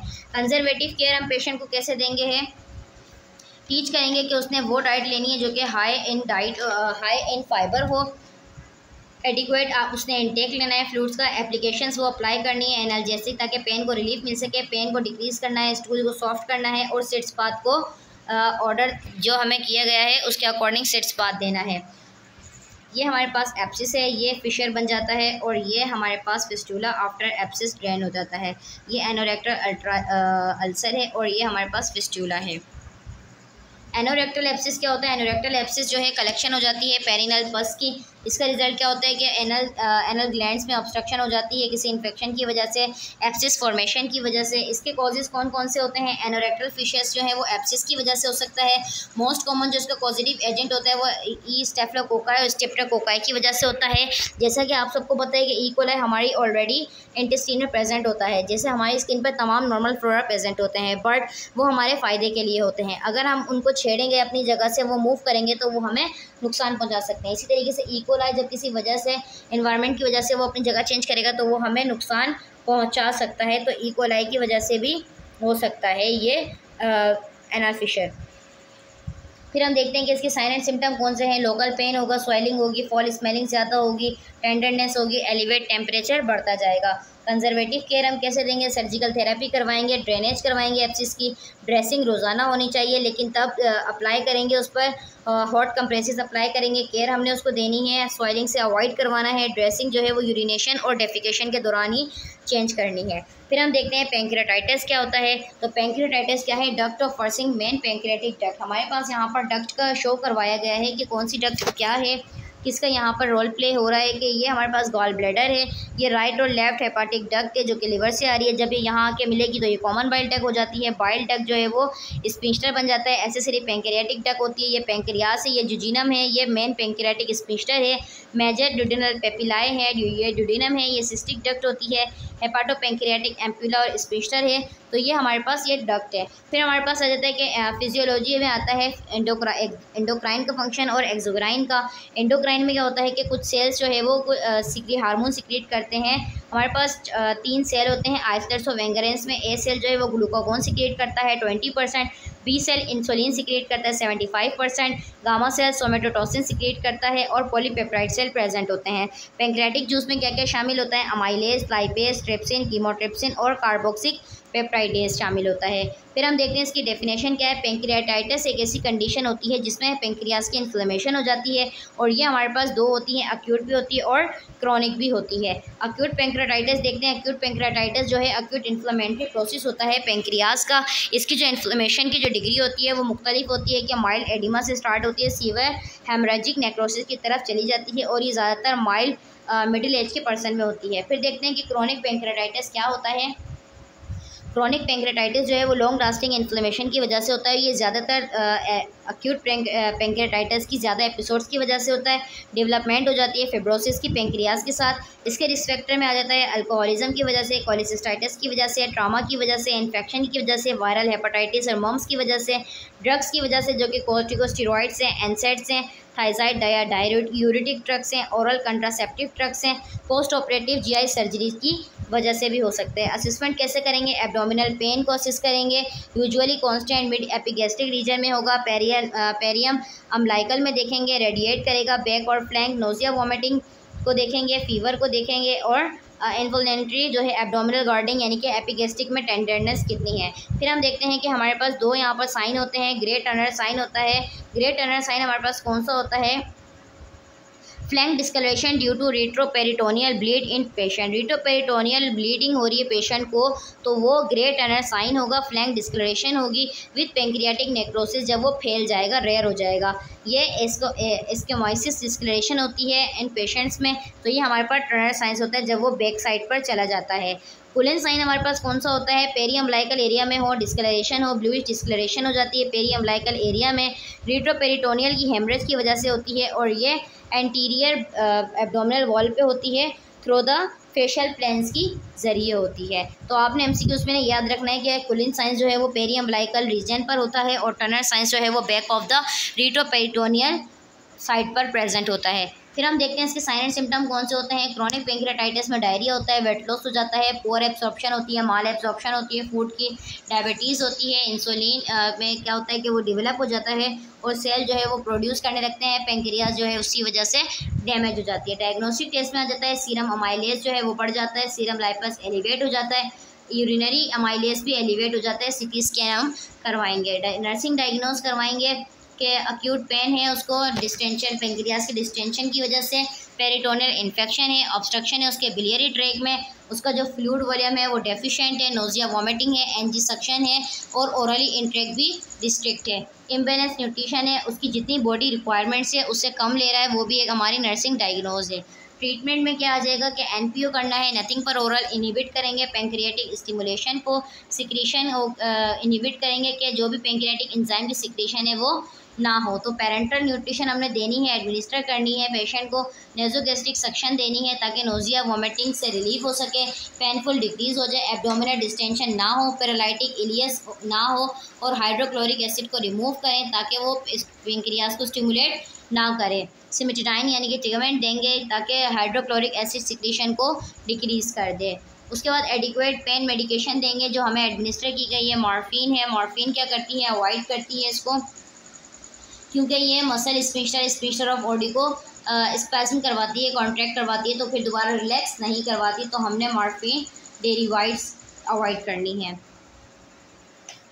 करेक्शन ऑफ फ्लूइड करवाएंगे, ब्लड लॉस जो भी हो गया है, लो एल्बुमिन लेवल जो है वो हमारे लिए ज़रूरी होती है। लो एल्बुमिन लेवल जो है वो इसलिए ज़रूरी होती है क्योंकि अगर ये इंक्रीज़ होगी तो रिस्क हो सकता है कि परसिस्टेंट डेवलप हो सकती है, किसी भी ऑर्गन फेलियर हो सकता है और डेथ भी हो सकती है। एंटीबायोटिक्स एडमिनिस्टर करेंगे पेशेंट को, अगर इन्फेक्शन वहाँ प्रेजेंट है तो इंसुलिन देंगे अगर नीड है तो। अगर हाइपरग्लाइसीमिया की तरफ जा रहा है पेशेंट, सर्जिकल इंटरवेंशंस परफॉर्म की जाएंगी यानी कि ड्रेनेज किया जाएगा, रिसेक्शन किया जाएगा, डेब्रीमेंट किया जाएगा। फिर हम आ जाते हैं पैंक्रियाटिक स्यूडोसिस्ट पर। पैंक्रियाटिक स्यूडोसिस्ट क्या है? एक कलेक्शन ऑफ फ्लूइड है, अराउंड द पैंक्रियाज जमा हो जाती है। ये फ्लूइड जो है वो सिस्ट की फॉर्म में होता है और ये पैंक्रियाटिक जूस से हो जाता है। जब पैंक्रियाटिक जूस की लीकेज होती है वो क्या करती है? पैंक्रियाटिक डक्ट को डैमेज कर देती है तो उसकी वजह से स्यूडोसिस्ट हो जाता है। पैंक्रियाटिक स्यूडोसिस्ट का अमाउंट जो है वो तकरीबन 75% जो है वो पैंक्रियाटिक मास उसका जमा हो जाता है टिपिकली तौर पर। और कॉम्प्लिकेशन क्या होती है कि क्रोनिक पैंक्रेटाइटिस भी की वजह से भी हो सकता है। तो प्रीफिक्स इसका क्या है, स्यूडो का प्रीफिक्स होता है फॉल्स। कॉजेज़ हमारे पास कौन कौन से हैं, मोस्ट ऑफिन ज़्यादातर जो है वो क्रोनिक पैंक्रेटाइटिस है। अदर जो है वो कम अमाउंट में कॉजेज़ जो है वो गॉल ब्लैडर स्टोन की वजह से हो सकता है, अल्कोहल यूज़ की वजह से, ट्रॉमा इंजरी की वजह से, सर्जिकल कॉम्प्लिकेशंस की वजह से। साइन एंड सिम्टम में हम देखते हैं एब्डोमिनल टेंडरनेस होगी, पेन होगा, डायरिया होगा, फीवर है, फ्लूइड बिल्डअप हो सकता है आपके एब्डोमिन में जिसको हम कहते हैं एसाइटिस, और नोज़िया वॉमिटिंग हो सकती है, टेंडरनेस हो सकती है, वेट लॉस होगा और येलोइश आपकी स्किन हो जाएगी और आइज़ भी हो जाएंगी और आपको जॉइंटिस भी हो सकता है। डायग्नोसिस की क्या होगी कि सीटी स्कैन करवाएंगे, एमआरआई करवाएंगे, abdominal ultrasound, endoscopic ultrasound, EUS, serum amylase और लाइपेस का टेस्ट करवाएंगे। अब बात आती है सर्जरी पे, तो सर्जरी का सबसे पहले आ जाता है सिस्टोगैस्ट्रोटॉमी। गैस्ट्रोस्टॉमी का मतलब ये कि एक ऐसा प्रोसीजर है जिसमें कनेक्शन जो है वो बैक वॉल जो होता है स्टमक का उसके दरमियान किया जाता है ताकि सिस्ट को जो है वो ड्रेन कर दिया जाए स्टमक में। फिर दूसरा हमारे पास आता है सिस्टरजिजिनेस्टोमी। सिस्टरजिजिनेस्टोमी का मतलब ये होता है कि एक ऐसा प्रोसीजर है जिसमें कनेक्शन जो है वो सिस्ट के दरमियान और स्मॉल इंटेस्टीन के दरमियान किया जाता है ताकि फ्लूइड जो है वो डायरेक्टली स्मॉल इंटेस्टीन में ड्रेन कर दिया जाए, जो भी सिस्ट का फ्लूइड है। सिस्ट ड्यूडिनोस्टोमी का मतलब ये होता है कि एक ऐसा प्रोसीजर है जिसमें हम ड्यूडिनम और सिस्ट के दरमियान कनेक्शन बनाते हैं। ये हमारा फर्स्ट पार्ट होता है इंटेस्टीन का और ये क्या करता है, अलाउ करता है, ड्रेनेज करता है सिस्ट के कंटेंट को ड्यूडिनम की तरफ। और ये एक ऐसी सर्जिकल प्रोसीजर है जो कि डिपेंड करती है कि लोकेशन कैसी है सिस्ट की। स्यूडोसिस्ट जो है वो कब अकर होता है, वो हेड ऑफ द पेंक्रियास पर अकर होता है और स्यूडोस्टोमी जो है वो परफॉर्म भी वहीं की जाती है। नॉन सर्जिकल मेथड की अगर बात करें तो नॉन सर्जिकल मेथड में जो है वो ड्रेन हम कैसे स्किन और निडल के थ्रू हम कर सकते हैं, मोस्ट ज़्यादातर सिटी स्कैन के थ्रू भी हम कर सकते हैं। एंडोस्कोपिक एसोसिएट किया गया है कि हम उसमें भी एंडोस्कोपिक के ज़रिए भी ड्रेन कर सकते हैं। एंडोस्कोप एक ट्यूब कंटेन करेंगे, कैमरा इंसर्ट करेंगे, लाइट पास करेंगे स्टमक में और हम उसको ड्रेन कर देंगे। कॉम्प्लिकेशन में क्या हो सकता है, इन्फेक्शन हो सकता है, हेमरेज हो सकता है, ऑब्स्ट्रक्शन हो सकती है और रप्चर भी हो सकता है।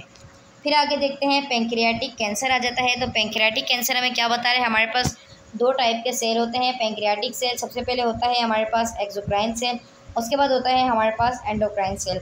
एक्सोक्राइन सेल क्या होता है कि ज़्यादातर जो सेल होते हैं एक्सोक्राइन ग्लैंड्स के और डक्ट्स के, एक्सोक्राइन ग्लैंड जो है वो पैंक्रियाटिक एंजाइम बनाता है और ये रिलीज़ करता है आपके इंटेस्टीन में ताकि फूड जो है वो इजीली डाइजेस्ट हो सके। स्पेशली जो फैट्स वगैरह हम लेते हैं, एंजाइम जो है वो फर्स्ट रिलीज़ होता है टिनी ट्यूब्यूल्स में जिसको हम डक्ट कहते हैं और ये मर्ज हो जाता है लार्ज डक्ट में जो कि एम्प्टी करता है पैंक्रियाटिक डक्ट में। पैंक्रियाटिक डक्ट जब मर्ज होती है तो वो कॉमन बाइल डक्ट के साथ होती है, कॉमन बाइल डक्ट के साथ होती है। और जो डक्ट कैरीज करती है, बाइल जो कैरीज करती है लिवर से, उसको हम कॉमन बाइल डक्ट कहते हैं और ये ड्यूडेनम में एम्प्टी करती है। फिर हम एंडोक्राइन सेल की बात करें तो एंडोक्राइन सेल जो है वो स्मॉलर परसेंटेज में प्रेजेंट होते हैं पैंक्रियाज में और ये वो सेल्स होते हैं जो कि स्मॉल क्लस्टर होते हैं, इसको हम आइसलेट्स भी कहते हैं या लंगर सेल्स भी कहते हैं, जिससे हमने पढ़ा था अल्फ़ा बीटा और गामा। तो ये आइसलेट्स जो हैं वो बहुत इंपॉर्टेंट हार्मोन्स जैसे इंसुलिन ग्लूकागोन को सिक्रीट करते हैं ताकि ब्लड शुगर लेवल को कंट्रोल कर सकें और ये डायरेक्टली ब्लड स्ट्रीम में रेगुलेट करते हैं। पैंक्रियाटिक कैंसर में आ जाता है, पैंक्रियाटिक कैंसर कब स्टार्ट होता है, जब पैंक्रियाज में जो है जो सेल्स हैं उनकी ग्रोथ जो है वो आउट ऑफ कंट्रोल हो जाती है तो पैंक्रियाटिक कैंसर हो सकता है। अप्रॉक्सीमेटली अगर देखा जाए तो 75% जो है वो पैंक्रियाटिक कार्सिनोमा होता है। किसकी वजह से, कहाँ पर होता है, वो पैंक्रियाज में जो हेड और नेक प्रेजेंट होता है वहाँ पर होता है और 15 to 20% उसकी बॉडी में हो जाए कैंसर और 5 to 10% जो कैंसर डेवलप होता है पैंक्रियाज में वो उसके टेल में होता है। तो MCQs के लिए आपने ये भी याद रखना है कि 5 to 10% ओनली इन टेल में होता है, 75% पैंक्रियाटिक कार्सिनोमा जो है वो उसके हेड और नेक में होता है और 15 to 20% उसके बॉडी में प्रेजेंट होता है। फिर टाइप्स हैं कि पैंक्रियाटिक कैंसर की कुछ टाइप्स हैं। सबसे पहले आ जाता है एक्सोक्राइन पैंक्रियाटिक कैंसर। ये कैंसर का एक पार्ट है जो कि डाइजेस्टिव सब्सटेंसेस को बनाता है, एक्सोक्राइन को हेल्प करवाता है। एक्सोक्राइन पैंक्रियाज जो है वो 95% हिस्सा कवर करता है पैंक्रियाज का। फिर हम आ जाते हैं एंडोक्राइन पेंक्रियाटिक कैंसर पर। एंडोक्राइन पेंक्रियाटिक कैंसर जो है एक ऐसा पार्ट है जो कि इंसुलिन या अदर हार्मोन को सिक्रीट करता है ब्लड स्ट्रीम में, और ये पेंक्रियाटिक कैंसर जो है वो अनकॉमन होता है, ज़्यादातर जो कॉमन है वो एक्सोक्राइन होता है। इसके रिस्क फैक्टर कौन से हो सकते हैं? स्मोकिंग की वजह से, क्रॉनिक पेंक्रियाटाइटिस की वजह से यानी कि पेंक्रियाज में इन्फ्लेमेशन हो सकती है, इनहेरिटेड कंडीशन हो सकती है, फैमिलियल पेंक्रियाटिक फैमिली का इशू भी हो सकता है, लॉन्ग स्टैंडिंग डायबिटीज़ की वजह से, काफ़ी टाइम से डायबिटीज़ है, और ओबेसिटी की वजह से भी हो सकता है। ये रिस्क फैक्टर होते हैं, स्मोकिंग आ गया, ओबेसिटी आ गई, पुअर डाइट है, फैमिली हिस्ट्री है, और डायबिटीज़ है। फिर देखते हैं कि इसके साइन एंड सिम्टम कौन से होते हैं। तो साइन एंड सिम्टम होते हैं एक्सोक्राइन पेंक्रियाटिक कैंसर के। तो सबसे पहले आ जाता है जॉइंटिस होगा, सिम्टम से रिलेटेड, डार्क यूरिन हो जाएगा, यूरिन का कलर भी जो है वो डार्क हो जाएगा, लाइट कलर हो जाएगा, क्ले कलर हो जाएगा आपके स्टूल का, स्किन मैचिंग स्टार्ट हो जाएगी, और पेन होगा आपके मिडिल एब्डोमेन पर, बैक पर, वेट लॉस होगा आपका, पुअर एपेटाइट होगा, नोजिया वोमिटिंग होगी, और गॉल ब्लैडर और लिवर इन्लार्जमेंट भी हो सकती है। फिर साइन एंड सिम्टम आ जाता है पेंक्रियाटिक एंडोक्राइन ट्यूमर्स का, वो हमने एक्सोक्राइन पढ़ा था, अब हम एंडोक्राइन देखते हैं। ग्लूकोगोनोमास की वजह से हो सकता है, इंसुलिनोमास की वजह से हो सकता है, और सोमेटोस्टेनिनोमास की वजह से हो सकता है। इसकी डायग्नोज क्या है कि सीटी स्कैन करेंगे, ट्रांसक्यूटेनियस अल्ट्रासोनोग्राफी करवाई जाएगी, एंडोस्कोपिक अल्ट्रासोनोग्राफी करवाई जाएगी, मैग्नेटिक रिजोनेंस इमेज कायम की जाएगी, एंडोस्कोपिक रेट्रोग्रेड कोलेंजियोपेंक्रियोग्राफी और पोजीशन इमिशन टोमोग्राफी स्कैनिंग। ये तमाम जो है वो डायग्नोस्टिक टेस्ट होते हैं जिसके अकॉर्डिंग हम डायग्नोस करते हैं। फिर मेडिकल मैनेजमेंट कैसे की जाएगी? सर्जिकल मैनेजमेंट में क्या है कि पेंक्रियाटिक ट्यूडेक्टोमी एक विपल प्रोसीजर होता है, यानी कि विद और without sparing of the pylorus के साथ और उसके बगैर भी हम कर सकते हैं। टोटल पेंक्रियाटेक्टोमी कर देंगे, डिजिटल पेंक्रियाटेक्टोमी हो सकता है, रेडिएशन थेरेपी हो सकती है, और कैंसर की वजह से कीमोथेरेपी भी हो सकती है। ये हमारे पास बिफोर सर्जरी की बात है, और ये हमारे पास आफ्टर सर्जरी का है, तो हमने यहाँ से ये वाला पार्ट को रिमूव कर दिया। फिर हमारे पास आ जाता है कि हम नर्सिंग केयर कैसे देंगे, प्रोवाइड करेंगे कि उसको पेन मैनेजमेंट जो है हम उसको अटेंशन, उसकी जो न्यूट्रिशन है वो तमाम चीज़ें उसको दें, अलर्ट कर देंगे उसको हाइपोग्लाइसीमिया की वजह से पेंक्रियाटिक एसिड ट्यूमर के लिए, और हम इसको स्किन केयर प्रोवाइड करेंगे ताकि पेन को रिलीफ मिले, डिस्कम्फर्ट वो फील ना करे। जो भी जॉइंटिस है, एनोरेक्सिया है, प्रीफाउंड वेट लॉस जो उसका हो रहा है उसकी वजह से मॉनिटर करेंगे पेशेंट को पोस्ट ऑपरेटिव के बाद के वाइटल साइन उसके स्टेबल हैं, एबीजीज, आरटीएल ब्लड ग्रुप, और उसका pressure, pulse oximetry pressure, laboratory values और यूरिन आउटपुट को मैनेज करेंगे कि उसका ड्रेनेज सिस्टम कैसा है, और मॉनिटर करेंगे तमाम कॉम्प्लिकेशंस को। फिर आ जाता है कोलिलिथियासिस और कोलिसिस्टाइटिस। ये जो है वो गॉल ब्लैडर की डिजीज़ है, गॉल स्टोन को हम कहते हैं कोलिलिथियासिस, इन्फ्लेमेशन हो जाती है तो हम कोलिसिस्टाइटिस कहते हैं। डिजीज़ इसकी और भी हैं, जैसे कि आ जाता है गैंग्रीन है, एब्सिसिस है, कैंसर है, और स्क्लेरोसिंग कोलेंजिटाइटिस है। तो कोलिसिस्टाइटिस और कोलिलिथियासिस क्या होता है? तो कोलिसिस्टाइटिस में क्या होता है कि इन्फ्लेमेशन हो जाती है गॉल ब्लैडर के वॉल की, और जो एब्डोमिनल लाइनिंग होती है उसके करीब वहाँ पर भी इन्फ्लेमेशन हो जाती है। इसकी इटियोलॉजी और पैथोफिजियोलॉजी क्या है कि ये ऑब्स्ट्रक्शन की वजह से भी हो सकता है, गॉल स्टोन अगर है वहाँ पर, या ट्यूमर की वजह से भी हो सकता है। 90% जो केसेस होते हैं वो गॉल स्टोन की वजह से होते हैं, और जो इसका एग्जैक्ट कॉज है गॉल स्टोन की फॉर्मेशन का वो अभी तक अननोन है। When there is an obstruction, जब यहाँ पर कोई ऑब्स्ट्रक्शन होती है गॉल स्टोन और ट्यूमर, इट प्रिवेंट्स बाइल। तो गॉल स्टोन जो है, ट्यूमर जो है वो बाइल को प्रिवेंट कर देता है ताकि वो गॉल ब्लैडर को लीव ना करे। बाइल जो है वो ट्रैप किया जाता है, एज अ एक्ट काम करता है, इरिटेट करता है, जो कि सेलुलर इन्फिल्ट्रेशन करवाता है 3 से 4 दिन के अंदर अंदर। टाइप्स हैं यहाँ पर कोलिसिस्टाइटिस की कि अक्यूट हो सकता है, क्रॉनिक हो सकता है, कैलकुलस हो सकता है, और कैलकुलस भी हो सकता है। तो गॉल स्टोन हमारे पास आ जाता है, the presence of gall stone in the gall bladder is called cholelithiasis. जब गॉल स्टोन में गॉल ब्लैडर में गॉल स्टोन की यानी कि स्टोन की प्रेजेंस हो जाए तो उसको हम कोलिलिथियासिस कहते हैं, जैसा कि यहाँ पर इमेज में नज़र आ रहा है।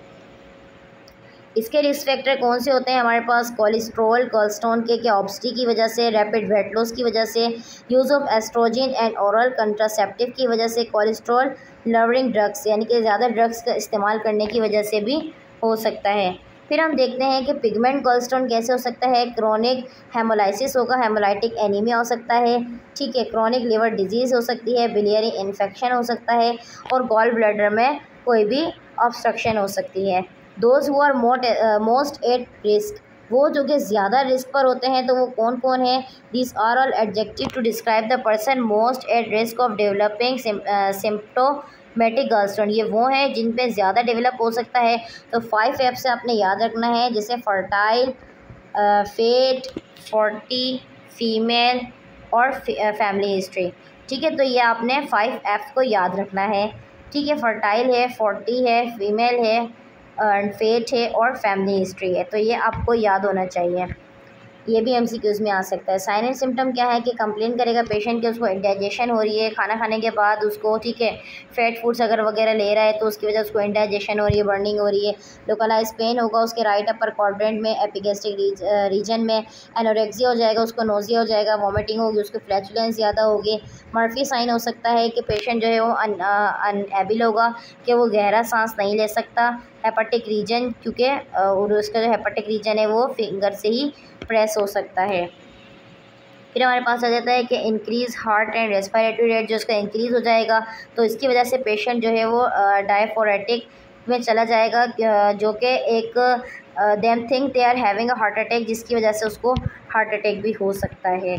फिर हमारे पास इसके कुछ साइन एंड सिम्टम आ जाते हैं, जैसे लो ग्रेड फीवर होगा, ल्यूकोसाइट काउंट एलिवेट हो जाएंगे, माइल्ड जॉइंटिस हो सकता है, स्टूल कंटेन करेंगे फैट, स्टेटोरिया और क्ले कलर्ड स्टूल होगा। ठीक है, बाइल की लेकिंग की वजह से, इंटेस्टिनल ट्रैक्ट की वजह से स्टूल का कलर भी चेंज हो जाएगा। यूरिन जो है वो डार्क एम्बर टाइप का होगा, जैसे कोई टी कलर्ड होता है, यानी कि तेज़ पत्ती की चाय जो कलर आता है तो वो वाला कलर हो जाएगा। फिर हम इसकी डायग्नोस्टिक कैसे करेंगे कि फीकल स्टडीज़ करवाएंगे, सीरम बिलिरुबिन टेस्ट करवाएंगे, अल्ट्रासाउंड करवाएंगे गॉल ब्लैडर का और कोलिसिस्टोग्राफी करवाएंगे, इमेज देखेंगे। मेडिकल मैनेजमेंट में आ जाता है, लिथ्रो टेस्ट भी करेंगे for patients with only a few stone. अगर उसमें कुछ ही स्टोन है तो उसके लिए हम लिथ्रो टेस्ट भी करेंगे। If the attack is cholelithiasis is mild, अगर जो कोलिलिथियासिस का अटैक है वो माइल्ड है, कम है, तो हम उसको क्या करेंगे, बेड रेस्ट देंगे।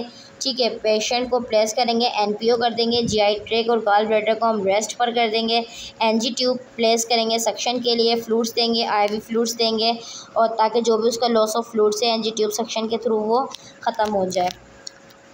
मेडिकल मैनेजमेंट क्या करेंगे कि ursodeoxycholic acid UDCA and chenodeoxycholic acid CDCA are effective in dissolving primary cholesterol gallstone. ये मेडिकल मैनेजमेंट की जाएगी जो कि इफेक्ट करती है ताकि जो भी गॉलस्टोन है उसको डिसॉल्व कर दिया जाए। अदर सिम्प्टोमेटिक ड्रग का इस्तेमाल करेंगे, जैसे एंटासिड है, एंटीबायोटिक्स है और H2 ब्लॉकर्स को यूज़ करेंगे।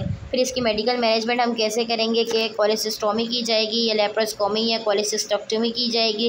रिमूव कर देंगे गॉल ब्लैडर को और इसका ट्रीटमेंट करेंगे उसकी चॉइस पर कि गॉल ब्लैडर जो है वो सिस्टिक डक्ट के साथ है, वेन के साथ है, आर्टरी के साथ है, लिगेटेड के साथ है। तो ये जो है वो डिपेंड करता है उसकी अपनी चॉइस पर के स्टोन्स जो है वो कहाँ पर डेवलप हैं। तो अल्हम्दुलिल्लाह कि हमारा जो AHN का यूनिट है वो कंप्लीट हो चुका है। अगर इसमें आपको कुछ ऐसा टर्म या कोई ऐसा पार्ट इसमें जो समझ ना आया हो तो उसका क्वेश्चन आप कमेंट सेक्शन में पूछ सकते हैं। Thank you so much.